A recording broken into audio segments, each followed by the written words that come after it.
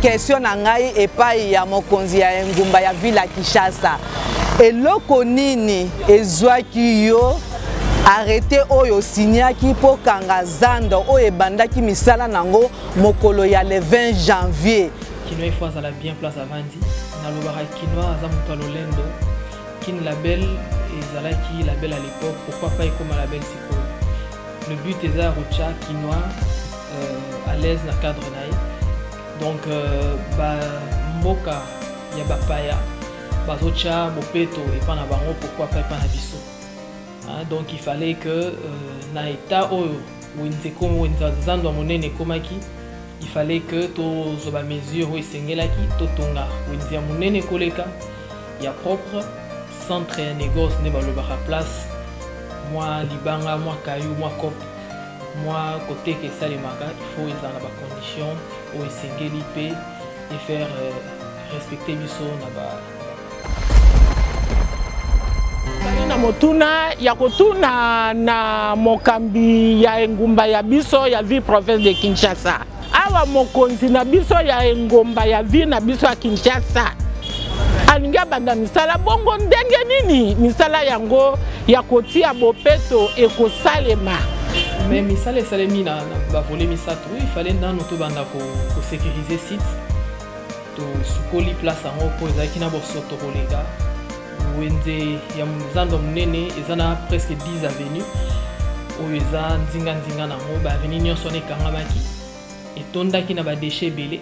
Donc il fallait deuxièmement na phase nango et assainissement et salima et loko ezo continuer toujours toza na butu moi surtout na butu pour na kofungola ba avenue moko lelo etage fungwami le lobby to salaki kato tozo fungola tozo nettoyer pour na été lobby dès que phase à misa tu réhabilitation et bandila les afungama donc il faut désengorger bartère mususu notamment en avenue ba Willer Yohana et donc tozo continuer musala wana ndenge na utoloba ils ont 3 phases sécurisation assainissement et puis réhabilitation.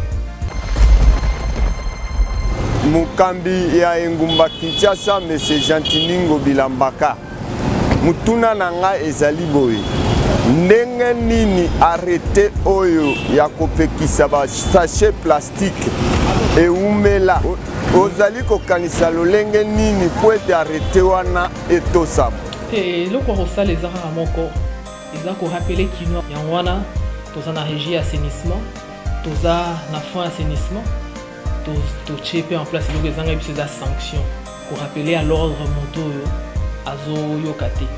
Donc unité spéciale de protection environnement, ils ont la brigade verte et net en avant. Ils ont la mission, il y a contrôler, il y a rappeler que moi pédagogie roté à bâtiment d'âme par rapport à la responsabilité, pour la gestion, bonne gestion ou respect à bien public, mais surtout pour na été lobby ou à boire qu'à sachet, ou à roté comme un sachet.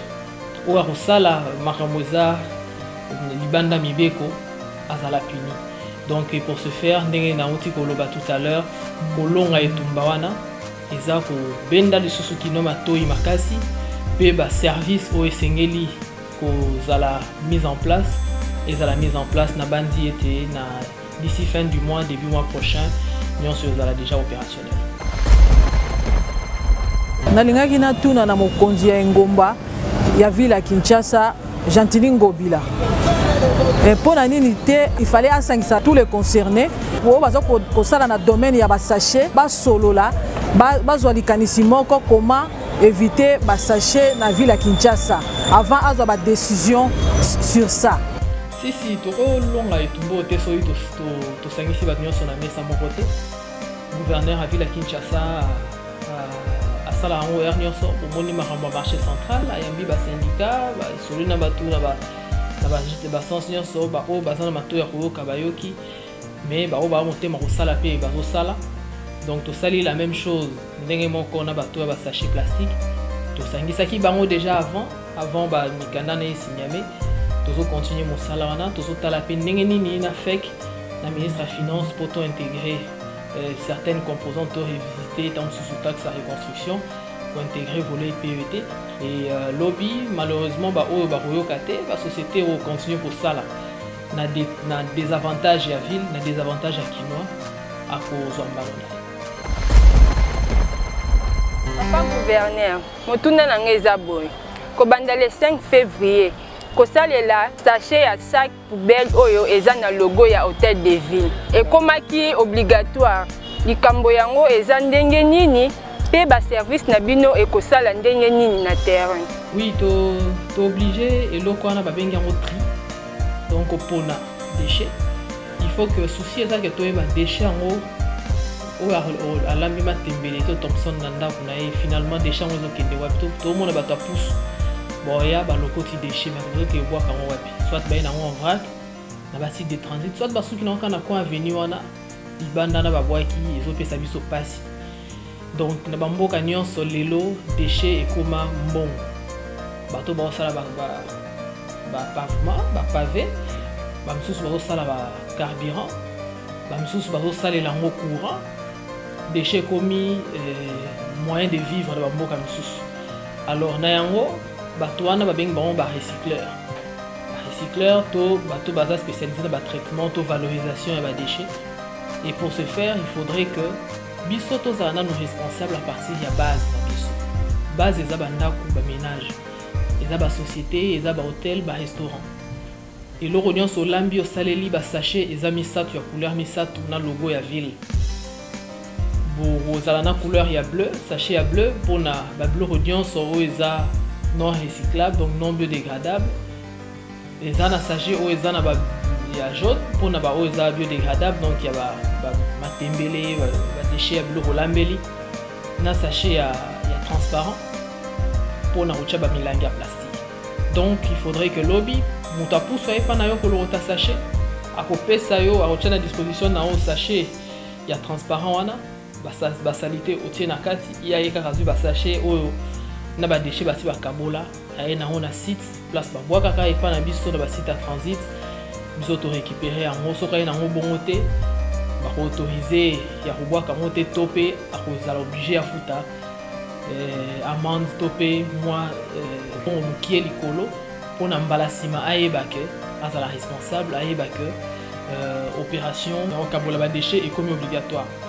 Alors pour la deuxième volet façon ya kosala lango eza simple na ba site wana nyonso ya transit place bata pousse ba revoir ba déchets ba sachet ozala place wana na ba commerce na ba magasin ba supermarché mutu nyonso akinda sombi sachet na ye azong na ona ndako emballé ba déchets ne suivant ba couleur ndenge na lobeli pe bato ba lokota ba déchets ba ko lokota.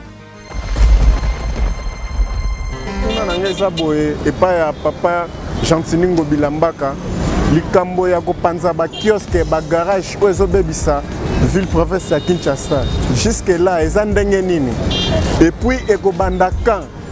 Alors pour na ba garage pirate nami tuka ba pas wana campagne wana ya plus aucune commune na ba garage pirate wana eza slogan te ezelo ko salema na ba mikolo zoya d'ici fin du mois pour ezaki processus wana il fallait gouverneur a formalisé na société wana et c'est salemi baza séance de travail technique na biso na bango ils ont continué ko salema.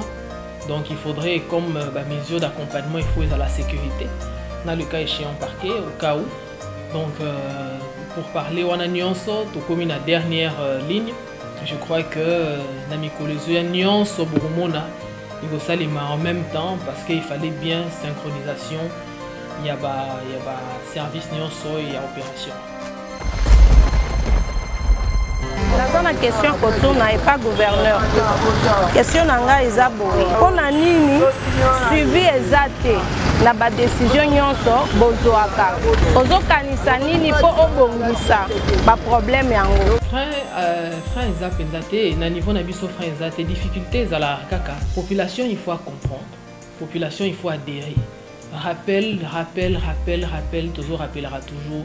C'est sûr que ba service na ba mesures nyonso ils vont suivre mais il faudrait opérationnalisation na toro réussir à monter sans adhésion massive donc na yango na lancé appel na ba kinoa nyonso kinois nyonso esika ezwami lie ezala na bumbu na commune kin ezala na menkao bisika nyonso ezwami lie à comprendre que mboka oyo ville oyo eza ya ye eza ya Gentini Ngobila Mbaka te gouverneur ya ville eza yanga ministre na bino environnement te eza ya moto songolo pakala te eza ya biso nyonso.